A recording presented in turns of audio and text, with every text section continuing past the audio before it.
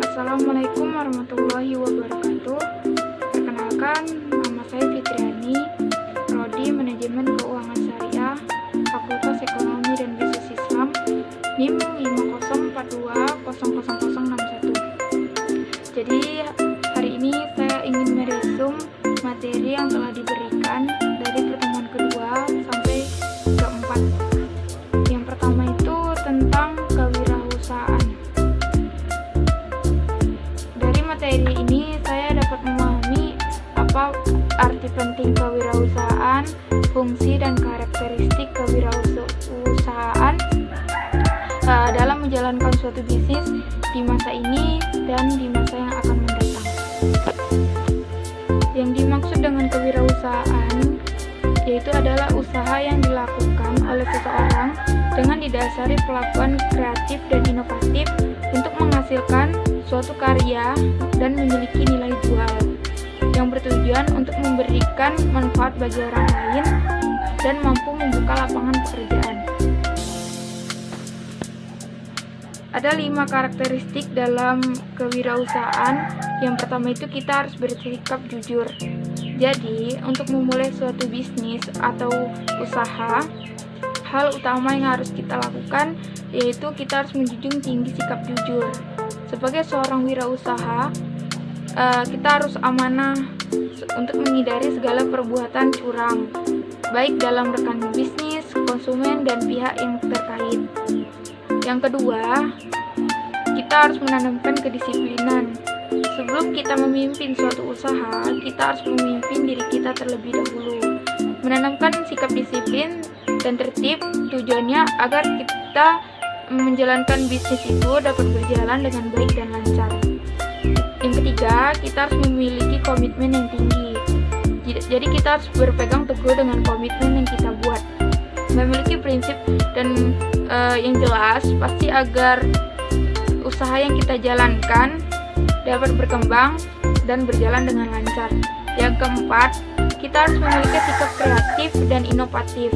Sebagai seorang wirausaha, kreativitas dan inovasi dalam mengembangkan suatu produk itu juga sangat penting karena tujuannya untuk menyiapkan diri kita dulu menghadapi persaingan bisnis dan pangsa pasar yang ketat. Kreativitas sangat diperlukan untuk menarik minat masyarakat terhadap produk yang kita jual. Untuk kelangsungan usaha yang kita jalankan untuk saat ini, sikap yang inovatif dalam melakukan suatu pembaruan juga harus kita lakukan.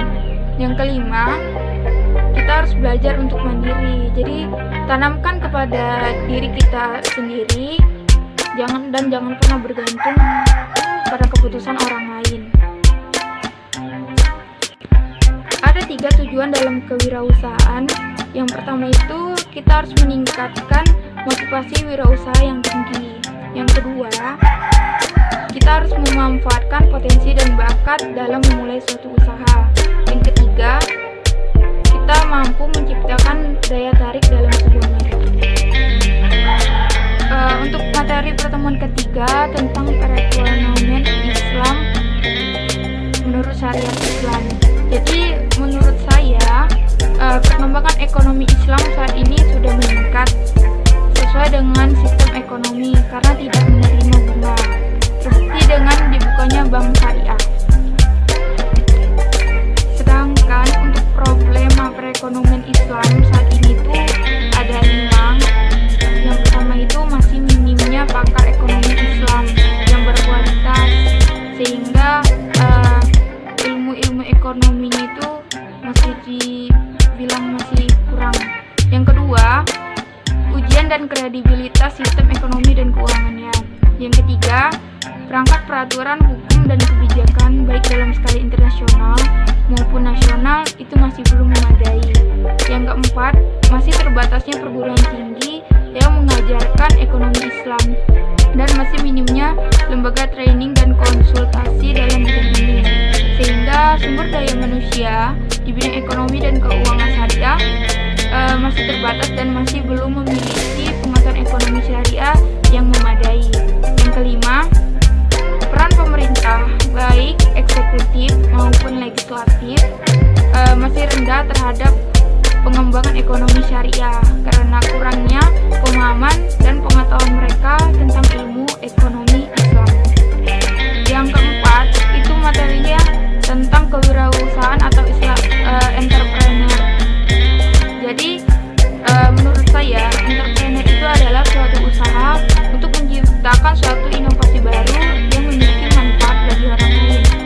Ada beberapa konsep dalam entrepreneur atau kewirausahaan. Yang pertama itu yaitu melakukan observasi lapangan. Maksudnya, sebelum kita memulai suatu usaha, kita harus memperhatikan keadaan di sekitar kita, mengetahui produk yang laris itu apa dan produk apa yang lagi tren-tren saat ini. Yang kedua, kita dapat menentukan ide usaha. Setelah kita melakukan observasi dengan melihat keadaan di sekitar kita dapat menentukan ide usaha apa yang akan kita jalani. Kita bisa mendata dan bisa mengobservasi dari survei lapangan.